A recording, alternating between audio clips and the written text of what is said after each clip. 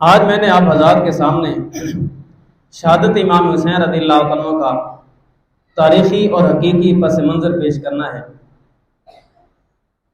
سب سے پہلے تو آقا کریم علیہ السلام کا ایک فرمان آپ کے سامنے رکھوں گا کہ آقا کریم علیہ السلام نے ارشاد فرمایا انا ابن الذبیحین، میں دو ذبیحوں کا بیٹا ہوں، کہ ایک حضرت اسماعیل علیہ السلام اور دوسرے حضرت سیدنا عبداللہ رضی اللہ تعالیٰ عنہ حضور علیہ السلام کے والد بزرگوار۔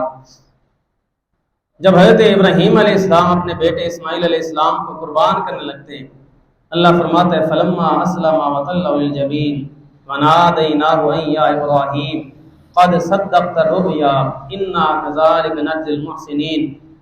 اللہ فرماتا ہے جب دونوں باپ اور بیٹا دونوں راضی برضا ہو گئے اور باپ نے بیٹے کو جبین کے بل لٹا دیا، اللہ فرماتا ہے ونادیناہ ان یا ابراہیم، ہم نے ندا دی اے پیارے ابراہیم قد صدقت الرؤیا، آپ نے تو خواب ہی سچ کر دکھایا، انا کذالک نجزی المحسنین، ہم احسان کرنے والوں کو اسی طرح بدلہ دیا کرتے ہیں۔ فما وفدینا بذبح عظیم، ہم نے اس کے فدیے کے طور پر ایک ذبح عظیم دیا، جو مینڈا حضرت جبریل علیہ السلام کو اللہ تبارک و تعالیٰ حکم فرمایا کہ جلدی کرو جنت سے مینڈا لے کر جاؤ، اسماعیل علیہ السلام کو چھری سے نیچے سے نکال لو اور اس مینڈے کو رکھ دو تاکہ اسماعیل علیہ السلام بچ جائیں، یہ دمبا اور مینڈا ذبح ہو جائے اور اللہ تبارک و تعالیٰ ابراہیم علیہ السلام کی قربانی کو قبول فرما لے۔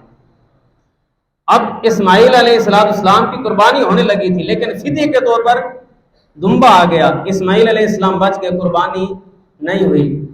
اچھا، پھر اسی کا سلسلہ چلتا رہا۔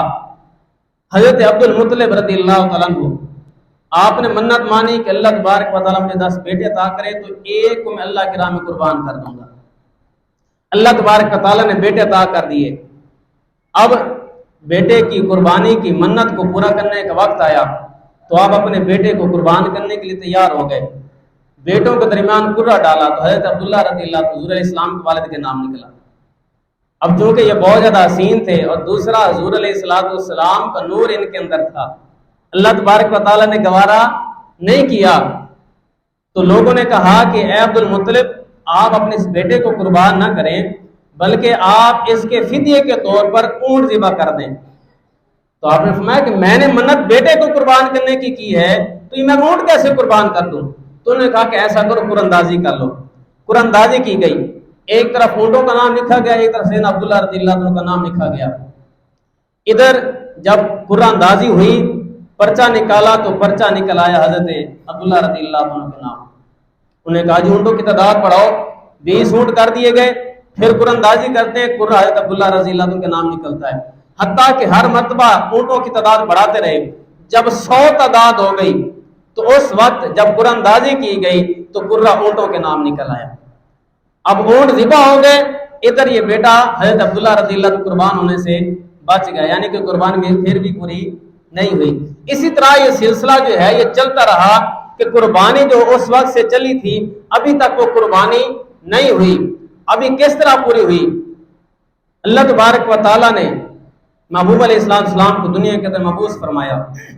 اب ہر نعمت اللہ تبارک و تعالیٰ دنیا والوں کو جو بھی عطا کرتا ہے وہ اپنے محبوب علیہ السلام کے صدقے اور وسیلے سے عطا کرتا ہے، اور آقا کریم علیہ السلام کے دامن رحمت کے اندر وہ نعمت موجود ہوتی ہے۔ اللہ تبارک و تعالیٰ محبوب علیہ السلام کے صدقے تمام دنیا والوں کو عطا کرتا ہے۔ اب ہر ایک نعمت تو حضور علیہ السلام کے پاس موجود ہے، ہر ایک مرتبہ موجود ہے، لیکن شہادت حضور علیہ السلام کی زندگی کے اندر نظر نہیں آتی بظاہر، لیکن اس کی بھی ساری شرائط مکمل ہوئی کہ اس لیے کہ شہادت کی 2 قسمیں ہوتی ہیں، ایک ہے شہادت سری، ایک ہے شہادت جہری۔ شہادت سری کیا ہے کہ کوئی کسی کو زہر دے دیا جائے، یا کوئی دیوار کے نیچے دب کے مر جائے، یا کوئی پانی کے اندر ڈوب کے مر جائے، عورت بچے کی ولادت کے دوران فوت ہو جائے، تو اس کو شہادت سری کہتے ہیں کہ ان کو شہادت کا ثواب و مرتبہ دے دیا جاتا ہے۔ اور ایک شہادت جہری ہوتی ہے جو ظاہر طور پر کہ دشمن کے خلاف لڑتا ہوا میدان جہاد کے اندر بندہ اللہ کی بارگاہ میں حاضر ہو جائے، شہید ہو جائے، تو یہ شہادت جہری کہلاتا ہے۔ اب حضور علیہ السلام کی زندگی کا اگر ہم مطالعہ کریں تو پتہ چلتا ہے کہ بظاہر یہ دونوں باتیں پوری ہوتی نظر آتی ہیں، لیکن حضور علیہ السلام شہید نہیں ہوتے، اس لیے کہ رب کا حکم ہے واللہ یعصمک من الناس، اے محبوب آپ رب لوگوں سے آپ کی حفاظت فرمائے گا۔ میدان احد کے اندر آقا کریم علیہ الصلوۃ والسلام آپ جنگ کے دوران آپ کے ہونٹ مبارک دانت مبارک زخمی ہوتے ہیں اور حضور اسلام کے منہ مبارک سے خون نکلتا ہے، باقی اتنے صحابہ شہید ہوتے ہیں لیکن حضور علیہ السلام شہید نہیں ہوتے، کیوں؟ رب کا حکم مارے تھا واللہ یعصمک من الناس، محبوب آپ رب لوگوں سے آپ کی حفاظت فرمائے گا۔ باقی ساری جتنی بھی شہید ہونے کے لیے باتیں ضرور ہوتی ہیں وہ ساری موجود ہیں، لیکن شہادت نہیں ہوئی کیونکہ اللہ حفاظت فرمانے والا ہے۔ پھر اگر شہادت جاری کو دیکھیں کہ آقا کریم علیہ الصلوۃ والسلام غزوہ خیبر سے واپس آ رہے ہیں، ایک عورت جس کا نام زینب بنت الحارث، اس نے بکری کا بھنا ہوا گوشت حضور علیہ السلام کی بارگاہ میں پیش کیا۔ آقا کریم علیہ الصلوۃ والسلام وہ تناول فرمانے لگتے ہیں، ایک لقمہ لیتے ہیں، گوشت بونے لگتا ہے، یا رسول اللہ صلی اللہ علیہ وسلم مجھے نہ کھائیں، میرے اندر زہر ملا ہوا ہے۔ گوشت بول کے بتا رہا ہے، ساتھ صحابی موجود ہیں، انہوں نے کھا وہیں پر شہید ہو گئے۔ اب اتنا تیز زہر تھا کہ تھوڑی دیر بھی نہیں لگے صحابی وہیں پر شہید ہو گئے، لیکن حضور علیہ السلام نے بھی وہی کھایا، لیکن شہادت نہیں ہوئی۔ رب کا حکم آڑے تھا واللہ یعصمک من الناس، محبوب آپ رب آپ لوگوں سے حفاظت فرمائے گا۔ اب حضور علیہ السلام کی شہادت نہیں ہوئی، لیکن حضور علیہ السلام آپ مرض وفات کے اندر بھی فرماتے تھے کہ اب بھی میں اس زہر کے اثر کو اپنے جسم کے اندر محسوس کرتا ہوں۔ تو شہادت سری اور شہادت جاری کی دونوں باتیں مکمل ہوتی ہیں، لیکن حضور علیہ السلام کی شہادت نہیں ہوتی۔ رب کا حکم آڑے ہے، محبوب آپ رب لوگوں سے آپ کی حفاظت فرمائے گا۔ اب یہ شہادت کا مرتبہ جو اتنا بڑا ہے، کیا کریم علیہ السلام نے شاف میں جب شہید کے خون کا پہلا قطرہ زمین پر بعد میں گرتا ہے، اللہ کا دیدار اس کو پہلے نصیب ہو جاتا ہے۔ اب اتنا بڑا مقام کہ حضور علیہ السلام ارشاد فرماتے ہیں، میرا دل چاہتا ہے کہ میں اللہ کی راہ میں مارا جاؤں، ثم احیا، پھر زندہ کیا جاؤں، ثم اقتل، ثم احیا، ثم اقتل، ثم احیا، پھر زندہ کیا جاؤں، پھر مارا جاؤں، پھر زندہ کیا جاؤں، پھر مارا جاؤں۔ تو اتنا بڑا مرتبہ ہے، لیکن بظاہر حضور علیہ السلام کی زندگی کے اندر نظر نہیں آتا۔ یہ کس طرح پورا ہوتا ہے کہ آقا کریم علیہ السلام کے دونوں نواسے امام حسن اور امام حسین رضی اللہ تعالیٰ عنہما، ان دونوں سے حضور علیہ السلام کی شہادت سری اور شہادت جہری کا ظہور ہوتا ہے۔ آقا کریم علیہ السلام نے ارشاد فرمایا، ان الحسن والحسین ہما ریحانتای من الدنیا، فرمایا بے شک میرے حسن اور میرا حسین یہ دونوں دنیا کے اندر میرے دو پھول ہیں، یہ دونوں میرے پھول ہیں۔ تو پھول سے جو خوشبو آتی ہے کہ حضور علیہ السلام حسنین کریمین کو چوما بھی کرتے ہیں، ان کو سونگا بھی کرتے ہیں۔ صحابہ نے کیا رسول اللہ صلی اللہ علیہ وسلم بچوں کو چوما جاتا ہے، سونگا تو نہیں جاتا؟ حضور علیہ السلام نے شاہ فرمایا جب میں ان کو سونگتا ہوں مجھے جنت کی خوشبو آیا کرتی ہے۔ تو اصل میں کیا تھا کہ دونوں کے اندر حضور علیہ السلام کا کمال موجود تھا۔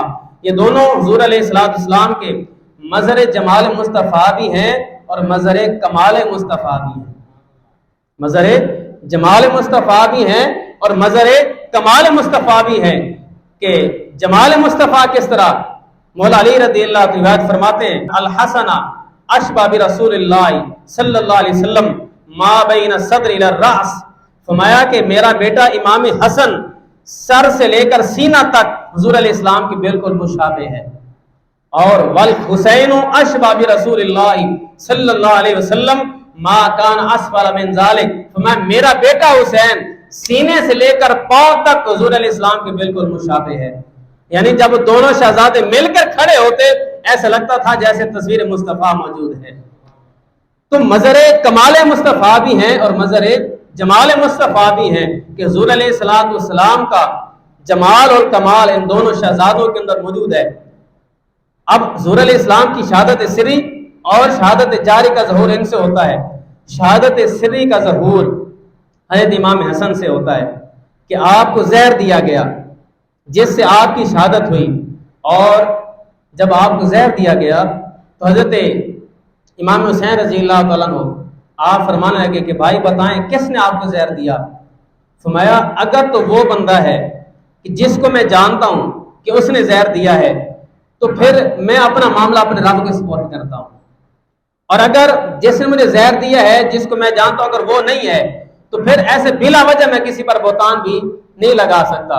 اور پھر آپ دیکھیں کہ جتنا امام حسین رضی اللہ عنہ کی شہادت کا چرچا ہے اتنا امام حسن کی شہادت کا چرچا نہیں۔ کیوں؟ یہ شہادت سری ہے، چھپی ہوئی ہے، خفا ہے اس کے اندر، تو اس وجہ سے اس کی اتنا چرچا بھی نہیں ہوتا۔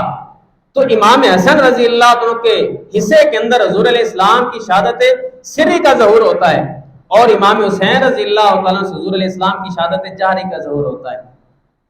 آقا کریم علیہ السلام نے شاہ فرمایا، حضرت ام سلمہ رضی اللہ عنہ روایت فرماتی ہیں کہ حضور علیہ السلام نے شاہ فرمایا کہ میرے گھر کے اندر ایک فرشتہ آیا جو اس سے پہلے کبھی میرے پاس نہیں آیا۔ اس نے مجھ سے کہا کہ آپ کا یہ بیٹا حسین قتل کیا جائے گا، اگر آپ چاہیں تو میں آپ کو زمین کی مٹی دکھا سکتا ہوں جہاں یہ قتل کیے جائیں گے۔ تو پھر اس نے تھوڑی سی سرخ مٹی نکالی اور حضور فرماتے مجھے اس نے دکھائی، اور آقا کریم علیہ السلام اس کو سونگتے ہیں، فرمایا ریح و کرب و بلا، اس کے اندر سے غم اور پریشانی کی بو آتی ہے۔ حضرت انس رضی اللہ عنہ روایت فرماتے ہیں کہ بارش شبر مکل فرشتہ نے اللہ تعالیٰ سے حضور علیہ السلام کی خدمت میں حاضری کی درخواست پیش کی، یا رب العالمین تیرے محبوب کی بارگاہ میں سلامی کے لیے حاضر ہونا چاہتا ہوں، مولا مجھے اجازت عطا فرما۔ تو اللہ تبارک و تعالیٰ نے اجازت عطا فرمائی۔ یہ بارش پر مکل فرشتہ حضور علیہ السلام کی بارگاہ میں حاضر ہوئے، اور جب یہ فرشتہ حاضر ہوا ادھر امام حسین حضور کی بارگاہ میں حاضر ہو گئے۔ جب آقا کریم علیہ السلام کی بارگاہ میں پہنچے اور آتے ہی حضور علیہ السلام کی کندھوں پہ چڑھ گئے، آقا کریم علیہ السلام ان سے پیار کرنے لگے۔ جب پیار کرتے ہیں تو فرشتے نے کہا یا رسول اللہ صلی اللہ علیہ وسلم کیا آپ اس شہزادے کو محبوب رکھتے ہیں؟ حضور علیہ السلام نے شاہ میں ہاں میں اس کو محبوب رکھتا ہوں۔ تو عرض کی بے شک آپ کی امت اس کو قتل کر دے گی، اور اگر آپ چاہیں تو میں آپ کو مکان دکھا دوں جہاں یہ قتل کیے جائیں گے۔ تو حضور علیہ السلام نے شاہ میں پاس اس نے اپنا ہاتھ مارا اور آپ کو صرف مٹی دکھائی۔ تو سیدہ ام سلمہ فرماتی ہیں وہ مٹی حضور علیہ السلام نے مجھے عطا کی، میں نے وہ اس وقت کپڑے کے اندر باندھ لی، بعد کے اندر اس کو میں نے ایک شیشی کے اندر رکھ دیا، اور فرمایا کہ آقا کریم علیہ السلام نے شاہ فرمایا کہ اے ام سلمہ جب یہ مٹی خون کے اندر تبدیل ہو جائے سمجھ لینا میرے بیٹے حسین کو شہید کر دیا گیا۔ سیدہ ام سلمہ فرماتی ہیں ایک دن حضور علیہ السلام کروٹ پر سو رہے، اچانک حضور اٹھ کے بیٹھ گئے، آپ پریشان اور ملول تھے اور آپ کے ہاتھ میں سرخ مٹی تھی۔ میں نے کہا یا رسول اللہ صلی اللہ علیہ وسلم یہ کیا ہے؟ فرمایا مجھے جبریل نے خبر دی ہے کہ میرا یہ بیٹا حسین عراق کی زمین پر قتل کر دیا جائے گا، اور یہ وہاں کی مٹی لا کر حضرت جبریل نے مجھے عطا کی ہے۔ حضرت ام سلمہ فرماتی ہیں ایک اور روایت کے اندر کہ حسن اور حسین دونوں میرے گھر کے اندر میرے گھر کے سامنے کھیل رہے تھے، جبریل امین نازل ہوئے اور عرض کی یا رسول اللہ صلی اللہ علیہ وسلم بے شک آپ کی امت آپ کے اس بیٹے حسین کو آپ کے بعد قتل کر دے گی، اور وہاں کی مٹی دی اور آپ نے اس مٹی کو سونگا اور فرمایا ریح و کرب و بلا، کہ اس کے اندر سے مجھے رنج و بلا کی بو آتی ہے۔ بس آپ نے حسین کو اپنے سینے مبارک سے چمٹایا، پھر حضور علیہ السلام فبقا رسول اللہ صلی اللہ علیہ وسلم، پھر حضور علیہ السلام کے چشمان مقدس سے آنسو بہنے لگے، اور پھر فرمایا اے ام سلمہ جب یہ مٹی خون کے اندر تبدیل ہو جائے سمجھ لینا میرے بیٹے حسین کو شہید کر دیا گیا۔ حضرت ام سلمہ نے اس مٹی کو بوتل کے اندر رکھ دیا اور ہر روز اس کو دیکھتی اور فرماتی جس دن یہ مٹی خون ہو جائے گی وہ دن بڑا عظیم ہوگا، وہ دن بڑا عظیم ہوگا۔ تو امام حسین رضی اللہ تعالیٰ عنہ سے حضور علیہ السلام کی شہادت جاری کا ظہور ہوتا ہے۔ اب یہ جتنے بھی معاملات تھے یہ ہر ایک جانتا تھا کہ امام حسین رضی اللہ تعالیٰ عنہ کو میدان کربلا کے اندر شہید کیا جائے گا۔ حضرت ام فضل رضی اللہ تعالیٰ عنہ حضور علیہ السلام کی چچی ہیں، آپ فرماتی ہیں کہ ایک رات میں نے خواب دیکھا تو حضور علیہ السلام کے بارگاہ میں حاضر ہوئی، عرض کیا یا رسول اللہ صلی اللہ علیہ وسلم میں نے آج بڑا ڈراؤنا خواب دیکھا ہے۔ حضور علیہ السلام نے شاف ما ہوا کیا خواب دیکھا ہے؟ عرض کیا یا رسول اللہ صلی اللہ علیہ وسلم بڑا ڈراؤنا خواب ہے، تو میں بتاؤ تو صحیح کیا خواب دیکھا؟ عرض کیا یا رسول اللہ صلی اللہ علیہ وسلم میں خواب کے اندر دیکھتی ہوں کہ آپ کے جسم سے گوشت کا ایک ٹکڑا کاٹ کے میری گود کے اندر رکھ دیا گیا۔ تو آقا کریم علیہ السلام نے شاف میں یہ کوئی ڈراؤنا خواب تو نہیں، یہ تو بڑا مبارک خواب ہے، یہ بڑا مبارک خواب ہے۔ عرض کیا رسول اللہ وہ کیسے؟ تو حضور علیہ السلام نے شاف میں اللہ تبارک و تعالیٰ میری بیٹی فاطمہ کو دوسرا بیٹا عطا فرمائے گا، اور چونکہ وہ میرے بیٹی کا بیٹا ہے تو وہ میرا بیٹا ہے اور اس کو تم گود کے اندر لوگی، اس کی تم پرورش کرو گی۔ تو آپ فرماتی پھر امام حسین رضی اللہ عنہ پیدا ہوئے، آقا کریم علیہ السلام اٹھا کر میری گود کے اندر رکھ دیا۔ فرمایا امام حسن ابھی چھوٹے ہیں، 11 ماہ کی عمر ہے، تو حضرت فاطمہ ان کو سنبھالتی ہیں، اے میری چچی آپ امام حسین کو سنبھالا کریں، آپ امام حسین کو سنبھالا کریں۔ تو آقا کریم علیہ السلام نے ان کے ساتھ اس قدر پیار و محبت فرمائی کہ ہمیشہ ان سے محبت فرماتے ہیں اور ان کو سونپتے ہیں، ان کو چومتے ہیں اور عرض کرتے ہیں یا رب العالمین اللہم انی احبہما، یا اللہ میں ان دونوں سے محبت کرتا ہوں، فاحبہما، یا اللہ تو بھی ان دونوں سے محبت فرما، واحب من یحبہما، یا اللہ جو ان دونوں سے محبت کرے تو بھی ان کے ساتھ محبت فرما، تو بھی ان کے ساتھ محبت فرما۔ اور پھر حضور علیہ السلام خصوصی طور پر ان کی تربیت فرماتے ہیں۔ سیدہ فاطمہ زہرا سلام اللہ علیہا آپ فرماتی ہیں کہ ایک مرتبہ آقا کریم علیہ السلام گھر کے اندر موجود تھے اور میرے دونوں شہزادے حضور علیہ السلام کی بارگاہ میں موجود ہیں، امام حسن بھی موجود ہیں، امام حسین بھی موجود ہیں۔ تو حضور علیہ السلام نے دونوں کو فرمایا کہ آپس کے اندر کشتی کرو۔ فرمایا دونوں شہزادے آپس کے اندر کشتی کرتے ہیں۔ کشتی کرنے کے دوران حضور علیہ السلام امام حسن سے فرماتے ہیں اے بیٹا حسن حسین کو ذرا بازو سے پکڑو، بیٹا حسن حسین کو ذرا ٹانگ سے پکڑو، بیٹا حسن حسین کو ذرا اس طرح پکڑو۔ تو سیدہ فرماتی ہیں کہ میں پردے سے دیکھ رہی تھی کہ میرے بابا جان امام حسن کو داؤ بتا رہے جو بڑے ہیں اور چھوٹے کو داؤ بتا نہیں رہے۔ تو آپ فرماتی میں نے آواز دی یا رسول اللہ صلی اللہ علیہ وسلم آپ بڑے کو تو داؤ بتاتے، چاہیے تو یہ کہ جب دونوں کی لڑائی ہوتی کشتی ہے تو چھوٹے کو داؤ بتایا جاتا کہ وہ چھوٹا ہے، لیکن آپ بڑے کو داؤ بتا رہے۔ آقا کریم علیہ السلام فرمایا بیٹی فاطمہ جو میں دیکھتا ہوں وہ تو نہیں دیکھتی۔ یا رسول اللہ وہ کیا ہے؟ فرمایا اگر میں امام حسن کو داؤ بتاتا ہوں حسین کو جبریل امین داؤ بتا رہے ہیں، حسین کو جبریل امین داؤ بتا رہے ہیں۔ تو حضور علیہ السلام ان کی تربیت فرماتے ہیں۔ کبھی آقا کریم علیہ السلام ان کو کھلاتے ہیں۔ امام حسین گھر کے اندر تشریف لائے، آ کر عرض کی نانا جان مجھے گھوڑا چاہیے۔ فرمایا بیٹا ابھی آپ چھوٹے جب بڑے ہوں گے تو آپ کو گھوڑا بھی لے کے دیں گے۔ کہا نہیں مجھے ابھی چاہیے۔ کہا بیٹا گھوڑے پر سوار ہونے کے لیے ذرا قد بڑا ہونا چاہیے، عمر بڑی ہونی چاہیے پھر سوار ہونا۔ کہا نہیں میں نے ابھی گھوڑا بھی لینا پھر اس پر سوار بھی ہونا ہے۔ تو آقا کریم علیہ السلام نے شاف میں اچھا بیٹا پھر تمہیں ابھی گھوڑے پر سوار کرتے ہیں۔ اللہ اکبر۔ صحابہ فرماتے ہیں کہ اسی وقت آقا کریم علیہ السلام آپ اپنے ہاتھ بھی نیچے لگاتے ہیں، اپنے گھٹنے بھی نیچے لگاتے ہیں اور پھر آقا کریم علیہ السلام نے شاف اے بیٹا حسین لے تیرا گھوڑا تیار ہو گیا اب اس پر سواری کرنا شروع کر دے۔ امام حسین رضی اللہ عنہ حضور علیہ السلام کی پشت پر سوار ہوتے ہیں اور جب سوار ہو گئے عرض کی نانا جان یہ میرا کیسا گھوڑا اس کی لگامیں نہیں ہے، لگام کے بغیر بھی کوئی گھوڑا ہوتا ہے؟ تو حضور علیہ السلام نے سرخ رنگ کا دھاگا لیا اپنے منہ کے اندر دبایا اور اس کے دونوں سرے امام حسین کے ہاتھوں کے اندر دیے۔ فرمایا بیٹا حسین لے تیرے لیے گھوڑا بھی تیار کر دیا ہے اور تیرے گھوڑے کی لگامیں بھی تیار کر دی ہیں۔ لگامیں اور دونوں کنارے امام حسین پکڑے ہوئے ہیں اور قربان جائیں جس محبوب کے اشارے پہ کائنات چلتی ہے آج اس حسین کے اشارے پہ وہ دونوں جہانوں کا والی چل رہا ہے۔ آقا کریم علیہ السلام اشارہ فرماتے تو چاند ٹکڑے ہو جاتا ہے، اشارہ فرمائے تو سورج واپس آتا ہے، اشارہ فرمائے تو درخت چلنا شروع کر دیتے ہیں، اشارہ فرمائے تو ہر ایک حضور اسلام کے ابرو کے اشارے پر اپنی جان قربان کرنے کے لیے تیار ہے۔ لیکن آج حسین آقا کریم علیہ السلام کی پشت پر سوار ہے، جس طرف رسی کو کھیتے ہیں دونوں جہانوں کے سربراہ اسی طرح مڑ جایا کرتے ہیں۔